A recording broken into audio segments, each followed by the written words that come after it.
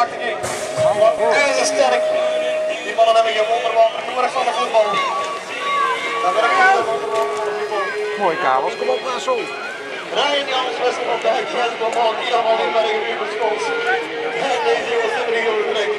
En dat is op één de man van Nederland, dat is Wessel van Dijk. En Wessel van Dijk die heeft hier een mooie voorsprong gepakt op de man van het thuis. Dat is die 5 van Ryan Jans. Maar op de tweede plaats, wie zit er nog mee? 2 op 3. 4, 5, 6, 5, die kijkt erachterom. Jens Blomman, die daar de plaats verliest. Maar het is de 6 van 9, de 6 van 9 die pakt hier helemaal inbergen. Wessel van Dijk die daar al bij naar de finish uit. En zich een plaats in die halve finale heeft